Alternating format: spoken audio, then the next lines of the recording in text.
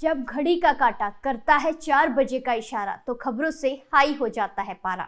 क्योंकि 4 बजे हम चक्रव्यूह के साथ आपके सामने पेश होते हैं और 4 ऐसे लोगों को चक्रव्यूह के चक्र में फंसाते हैं जिनकी पोल पट्टी सुनकर हर कोई हैरान हो जाए।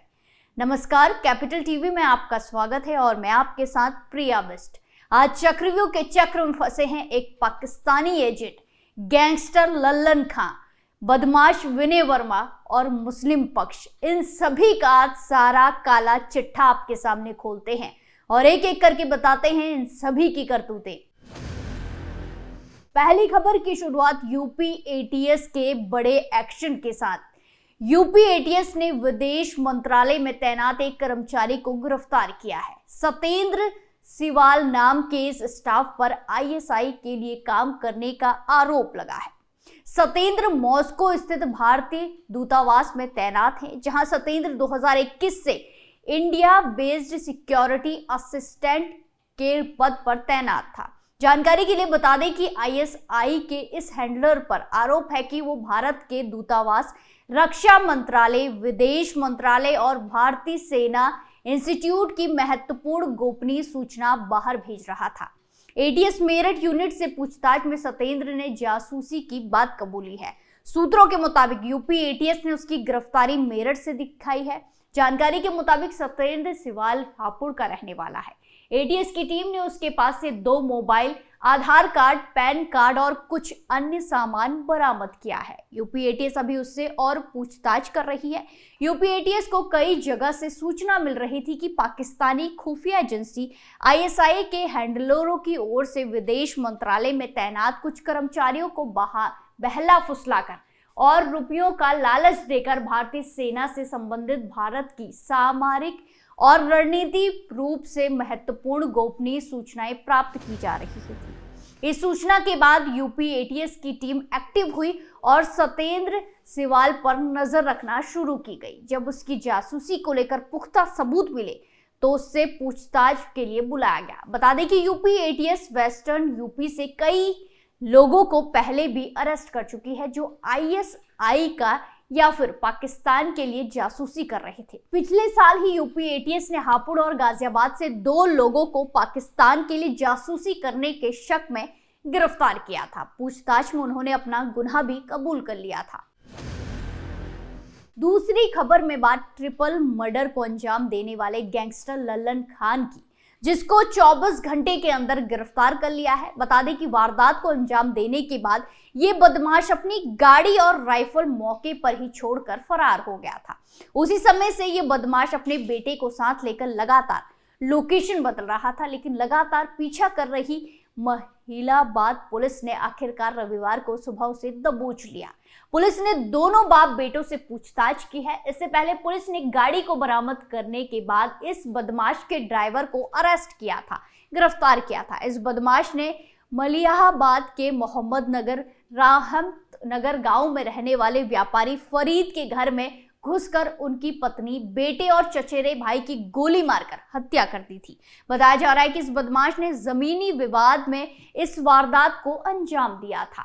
वारदात के वक्त आरोपी लल्लन के साथ उसका ड्राइवर अशरफी और गैंग के सदस्य फराज और फुरकान भी थे।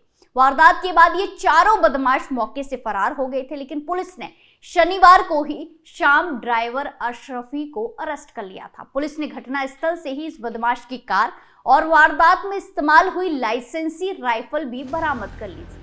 फरीद ने बताया था कि बदमाशों ने मौत का ये खेल उसकी आंखों के सामने खेला। वो देखता रहा और बदमाश उसके परिवार को गोलियों से भूनते चले गए। पुलिस अधिकारियों के मुताबिक आरोपी पीड़ित परिवार का करीबी रिश्तेदार है। इनके परिवार में लंबे समय से जमीन के लेकर विवाद चल रहा है। इसी विवाद में निपटारे के लिए लेखपाल को भी बुलाया गया था। आरोप है कि लेखपाल ने जमीन की पैमाइश फरीद के परिवार के पक्ष में कर दी थी। इसी बात का बदला लेने के लिए लल्लन ने फरीद के परिवार को गोली मार दी। इस घटना का सीसीटीवी फुटेज भी सामने आया है। इसी फुटेज के आधार पर पुलिस ने बदमाशों की पहचान की और अब उन्हें गिरफ्तार कर लिया है। अगली खबर भी यूपी पुलिस के तगड़े एक्शन से जुड़ी हुई है, जहां मेरठ के कंकर खेड़ा में 11 दिन पहले चौकी इंचार्ज मुन्नेश सिंह कसाना को गोली मारने वाले बदमाश विनय वर्मा का पुलिस ने शनिवार की रात एनकाउंटर कर दिया है।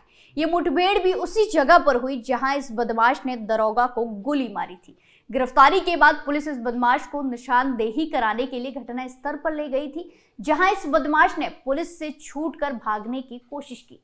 इसके चलते पुलिस को गोली चलानी पड़ी। गोली लगने से बुरी तरह घायल इस बदमाश को अस्पताल में भर्ती कराया गया, जहां इलाज के दौरान उसकी मौत हो गई। पुलिस ने शव को पोस्टमार्टम के लिए भेज दिया है। पोस्टमार्टम की प्रक्रिया मजिस्ट्रेट की मौजूदगी में मेडिकल बोर्ड से होगी। पुलिस ने बताया कि गैंगस्टर विनय वर्मा उर्फ शिवम वर्मा मूल रूप से कंकरखेड़ा थाने क्षेत्र के मेहंदी मोहल्ले का रहने वाला है। वहीं अपनी मां के साथ वो रहता था। उसकी मां तलाकशुदा है। इस बदमाश को साल 2017 में कंकरखेड़ा थाना पुलिस ने ही रंगदारी और अपहरण के मामले में अरेस्ट कर दिया था। पुलिस के मुताबिक 23 जनवरी की रात इस बदमाश ने बुलंदशहर के खुर्जा निवासी मोहर सिंह की कार लूटी थी। मोहर सिंह किराए पर कार लेकर एक शादी में शामिल होने मेरठ गए थे। पुलिस के मुताबिक गैंगस्टर विनय ने बीते 23 जनवरी को किसी व्यक्ति से सेंट्रो कार लूटी थी। इस कार में जीपीएस लगा था। सूचना मिलने पर दरोगा मुन्नेश ने कार का पीछा किया। इस दौरान खुद को घिरता देख इस बदमाश ने दरोगा के सीने में गोली मार दी थी। इस वारदात में दरोगा गंभीर रूप से घायल हो गए थे। इस घटना के बाद मेरठ पुलिस ने इस बदमाश की तलाश तेज कर दी थी। पुलिस के मुताबिक इस बदमाश के खिलाफ 2 दिन पहले ही 25,000 रुपए का इनाम भी घोषित किया गया था। ये बदमाश गैंगस्टर एक्ट के तहत मामले में पहले से कंकरखेड़ा थाने में वांछित चल रहा है। उसके खिलाफ हत्या की कोशिश, लूट के साथ साथ अन्य मामले में 7 मुकदमे पहले से दर्ज है। इसी क्रम में शनिवार को पुख्ता इनपुट मिलने पर पुलिस ने इस बदमाश को दबोच लिया, लेकिन वारदात की निशानदेही के लिए ले जाते समय इस बदमाश ने पुलिस पर हमला कर दिया था। ऐसे में पुलिस को भी जवाबी कार्रवाई करनी पड़ी, जिसमें इस बदमाश की मौत हो गई है। मेरठ के एसएसपी रोहित सिंह के मुताबिक आज इस बदमाश के शव का पोस्टमार्टम कराया जाएगा। आखिरी खबर में बात एएसआई सर्वे से हुए खुलासे की। मुस्लिम समाज चाहे कितना भी दावा करे कि किसी भी मुस्लिम शासक ने हिंदू मंदिरों को नहीं तोड़ा, लेकिन सच्चाई इससे अलग है और ऐतिहासिक रिकॉर्ड इसकी पुष्टि भी करते हैं। मथुरा के श्री कृष्ण जन्मभूमि को तोड़कर वहां मुगल आक्रांता औरंगजेब ने शाही ईदगाह ढांचा खड़ा करवाया था। ये आरटीआई के जवाब में भारतीय पुरातत्व सर्वेक्षण यानी कि एएसआई ने ऐतिहासिक तथ्यों के आधार पर ये बात कही है। दरअसल उत्तर प्रदेश के मैनपुरी के रहने वाले अजय प्रताप सिंह ने देश भर के मंदिरों के बारे में भारतीय पुरातत्व सर्वेक्षण से आरटीआई के तहत जानकारी मांगी थी। इसमें मथुरा का श्री कृष्ण जन्मभूमि के बारे में भी पूछा गया था। इसी जवाब में भारतीय पुरातत्व सर्वेक्षण आगरा ने ऐतिहासिक रिकॉर्ड का हवाला दिया है।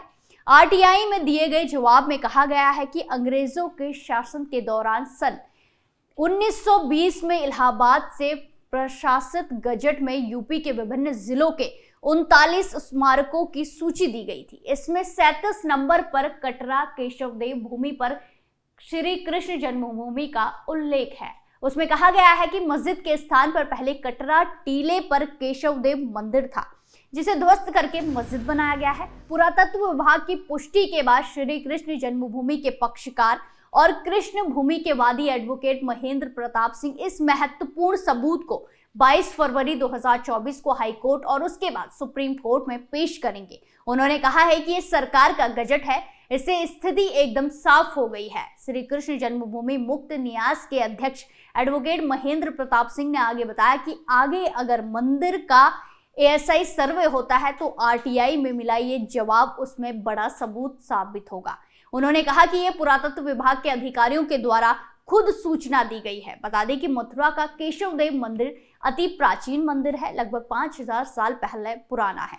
कहा जाता है कि जिस जगह पर कंस के कारागार में देवकी के गर्भ से भगवान विष्णु के परमअवतार श्री कृष्ण का जन्म हुआ था, कालांतर में वहीं पर केशवदेव मंदिर का निर्माण हुआ था। श्री कृष्ण के परपौत्र वज्र और वज्रनाभ ने राजा परीक्षित के सहयोग से इस मंदिर का निर्माण कराया था, जिसे समय समय पर अन्य राजाओं ने इसका जीर्णोद्धार कराया।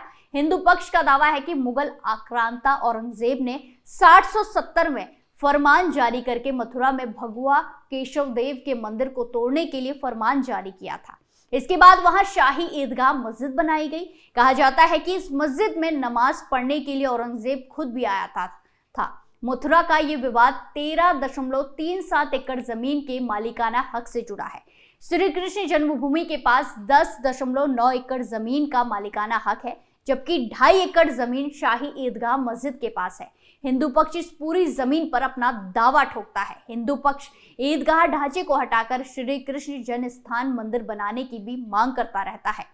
आज हमने देखा कैसे चक्रव्यूह के चक्र में एक पाकिस्तानी एजेंट, गैंगस्टर लल्लन खां, बदमाश विनय वर्मा और मुस्लिम पक्ष फंसे और उनकी पूरी पोल पट्टी खुलकर सबके सामने आ गई है। चक्रव्यूह में फिलहाल के लिए इतना ही। फिर पेश होंगे सनसनीखेज खुलासों के साथ।